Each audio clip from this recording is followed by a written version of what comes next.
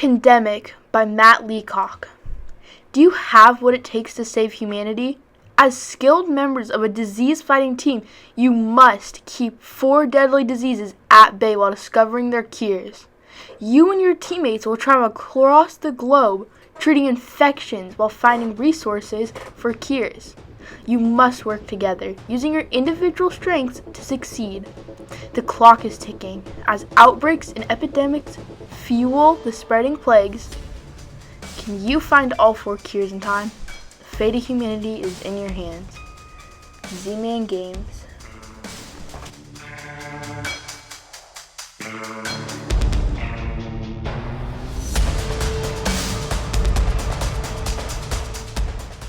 In Pandemic, you and your fellow players are members of a disease control team. You must work together to develop cures and prevent disease outbreaks before 4 deadly diseases contaminate humanity. Pandemic is a cooperative game. The players all win or lose together. The goal is to discover cures for all 4 diseases. The players lose if 8 outbreaks occur. That means a worldwide panic happens. There's not enough disease cubes are left when needed. That means a disease spreads too much. Or not enough player cards are left when needed. Your team runs out of time. Each player has a specific role with special abilities to improve the team's chances. Let's talk about Pandemic.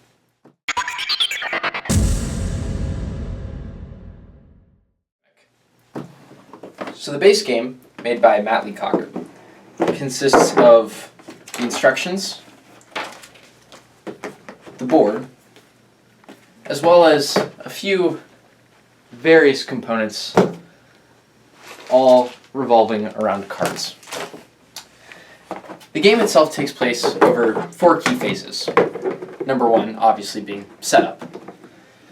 To set up the board, you first unfurl the board, in which you will find a large map of the globe and a few labeled items. I just realized this is really weird. I have nail polish on. But the action of setting up the board is establishing the CDC in Atlanta, the headquarters of the CDC within the United States. Next, you're going to decide on which level of difficulty you're going to play. For us, we're going to play standard difficulty, which includes 4 epidemic cards. Discard the other 2 into the box. Then, you'll take the cards, the city cards, and shuffle them. After shuffle that you feel content with, I'll do 2, you are going to distribute the cards into a number of piles equivalent to the difficulty of game you're playing. For us, it'll be 4.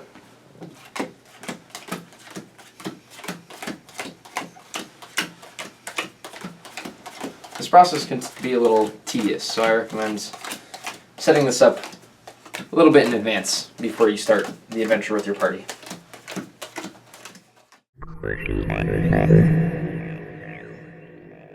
Establishing the CDC in Atlanta, the next thing you're going to do is shuffle the country cards. You're going to shuffle and distribute a number of cards equivalent to the number of players that will be playing with you. The actual number will be outlined within your instructions. So for us, we will have a 3-player game, which means 3 cards. I will divide the 3 cards into piles and put the rest of the deck onto the board. At this time, I also like to hand out rolls.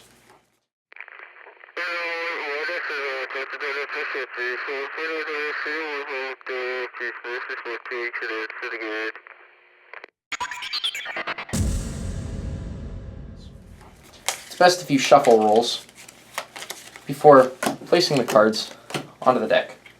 This way, it keeps it interesting, and you never know what you're going to get, keeping the game fresh. You can also, if you'd like to, choose which roles people play. Next, you will divide the rest of the country cards into piles equal to the number of epidemic cards you're going to play. For us, with 4 epidemic cards, we will have 4 equal piles of country cards. We will then distribute the rest of the cards into the 4 piles.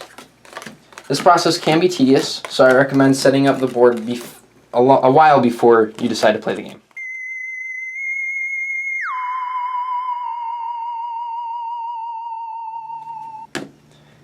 After your 4 piles are made, place 1 epidemic card on top of each of the 4 piles. Then, shuffle the epidemic cards into the country piles.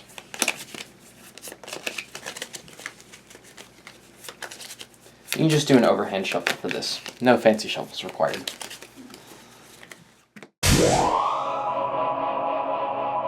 When that is complete, you will take the card piles and stack them, one on top of the other. What you have just made is the player deck. This will go onto the appropriately named player deck spot on the board. Once this is established, now's the time that I like to set up the rest of the pieces. Granted, you could do this before.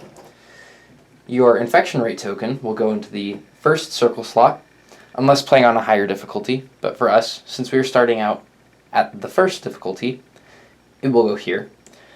Where to place the infection rate marker will be dictated in the pandemic rules, if you are more inclined for harder difficulty games. The outbreak counter will also be placed onto the outbreak section of the board, in which it will be placed on the 0, as no outbreaks have occurred yet. Next are the 4 cure tokens. These tokens will be placed below their respective colored disease with the cancel mark face down. What this mark means is extinction. When this mark is flipped over on top of a disease, it means that the disease has been eradicated and thus cannot be played anymore. We'll outline more of that soon. With these set up, you're now nearly ready to play Pandemic. There's one last step. First, take the infection deck, the deck of green cards, and shuffle it, as you do with most card piles. In our most recent addition to our Pandemic collection that's slowly growing, we have the Pandemic on the Brink add-on.